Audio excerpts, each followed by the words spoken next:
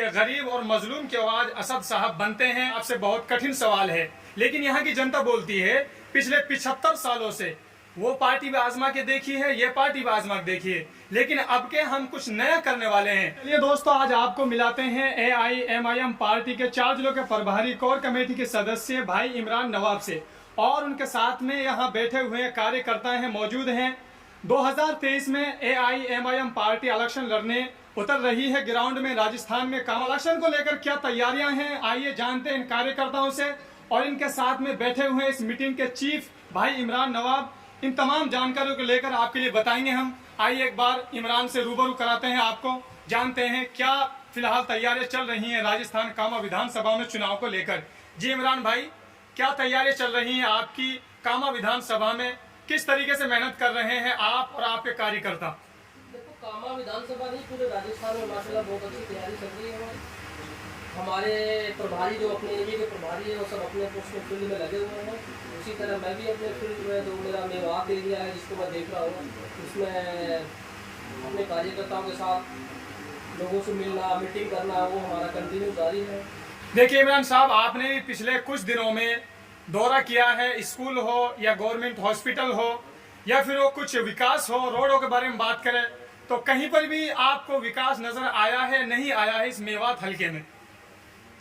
मेवात हल्के में विकास नजर आता तो शायद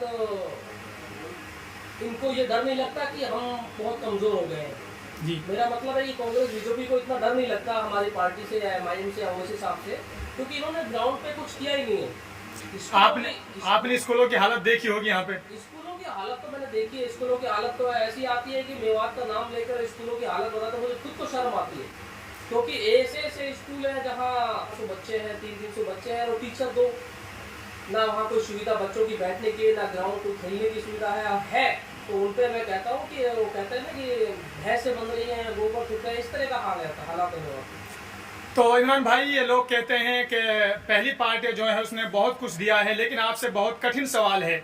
आप कामा विधानसभा में मेहनत कर रहे हैं और गांव-गांव का दौरा कर रहे हैं, और आपका जो ये कारवां है बहुत तेजी से बढ़ रहा है और साथ जुड़ रहे हैं लोग, लेकिन आप कोई ऐसा गांव बताइए जहां पर अच्छा विकास हो, पानी भी हो और वहां के रोड भी अच्छे हो और वहां लाइट भी अच्छी हो। आप बता सकते हो आपकी नजर में कोई ऐसा विकास हो कोई गांव का?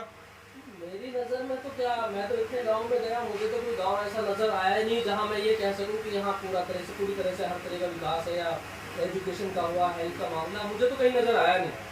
देखिए, अब वो लोग झांसा दे रहे हैं अब की बार और लाओ हमको, हम विकास कराएंगे, लेकिन यहाँ की जनता बोलती है पिछले 75 सालों से वो पार्टी भी आजमा के देखी है, ये पार्टी भी आजमा के देखी है, लेकिन अब के हम कुछ नया करने वाले हैं। क्या यहाँ पर नई पार्टी आएगी तो क्या विकास हो पाएगा मेवात में? सबसे बड़ी चीज़ है, लोगों का इन दोनों पार्टियों से मन भर चुका है। लोगों ने इनका बहुत 75 साल का इंतजार कम नहीं होता है।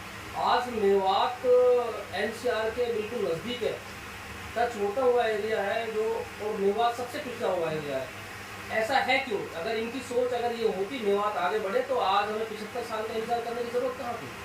क्योंकि ये चाहते ही नहीं कि मेवात आगे बढ़े। मैं फिर कह रहा हूँ, मैं तो ये चाहता हूँ कि तब्दीली होनी चाहिए, बदलाव होना चाहिए। और मैं फिर सभी लोगों से, अपने सभी बुजुर्गों, नौजवान साथियों, सबसे एक बार गुजारिश कर रहा हूँ, अनुरोध कर रहा हूँ कि एक बार MIM पार्टी को आजमा के देखो 5 साल, आपको पता लग जाएगा कि 75 साल में क्या हुआ और 5 साल में क्या हुआ।